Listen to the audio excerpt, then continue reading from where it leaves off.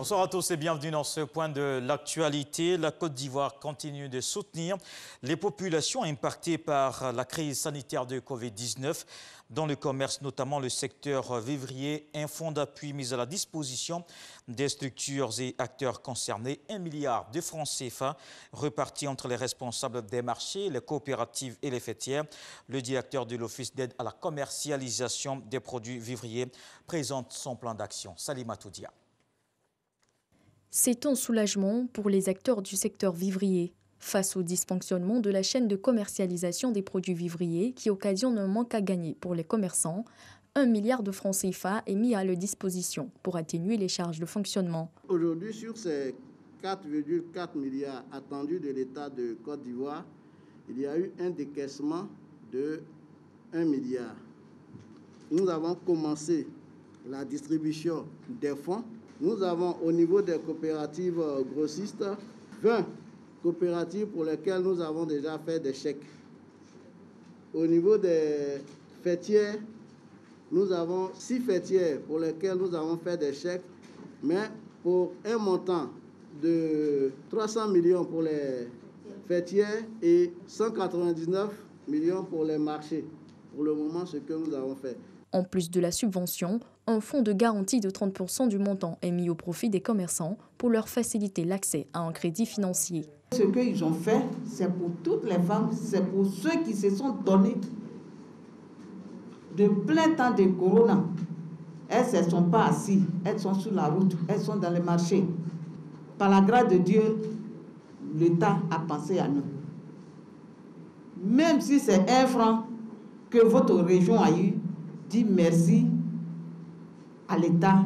Une distribution gratuite de kits sanitaires se fera également pour éviter la propagation du coronavirus à partir des marchés.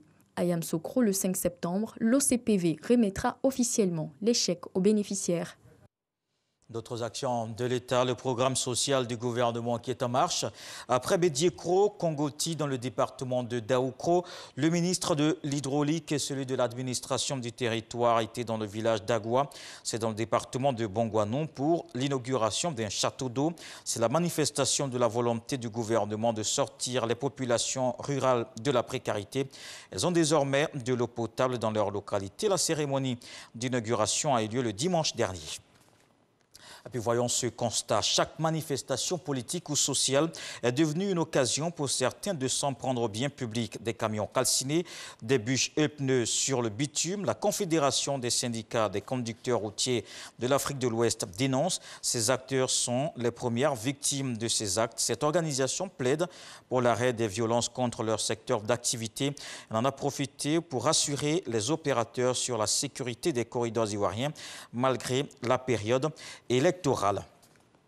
Dans le reste de l'actualité, au Mali, le président déchu, Ibrahim Boubacar Keïta, est à l'hôpital. Selon ses proches, l'ex-président est admis depuis mardi soir dans une clinique de Bamako. Une série de contrôles a commencé, notamment des radios.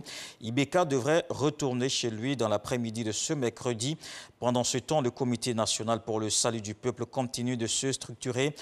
Plusieurs nominations ont eu lieu, des civils à des postes comme conseiller du chef du CNSP, un nouveau chef d'état-major général des armées également nommé, le général Oumar Diarra. Le 30 septembre prochain, la Cour de cassation de Paris dira si elle valide ou non la décision prise en juin, celle de remettre au tribunal d'Arusha Félicien Kabuga. Il est considéré comme le présumé financier du génocide rwandais. Il était l'homme le plus riche du Rwanda au moment des faits. Il présidait le Fonds de défense nationale. Ce mercredi 2 septembre, chaque parti a présenté ses arguments.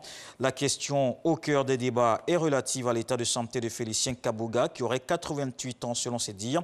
Déclaré malade par son avocat, le défenseur avance même qu'une expertise médicale approfondie aurait dû être réalisée avant que soit ordonné son transfert. Et puis le procès des attaques terroristes à Charlie Hebdo, à Montrouge et à IP Caché ouvert aujourd'hui devant une cour d'assises spéciale à Paris.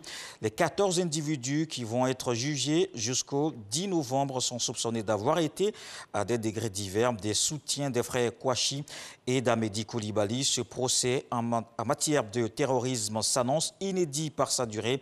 Plus de 2 mois, 49 journées d'audience. Il est historique dans son déroulement. Quelques 144 témoins sont cités à l'audience, ainsi que 14 experts. Les attentats de janvier 2015 ont coûté la vie à 17 personnes.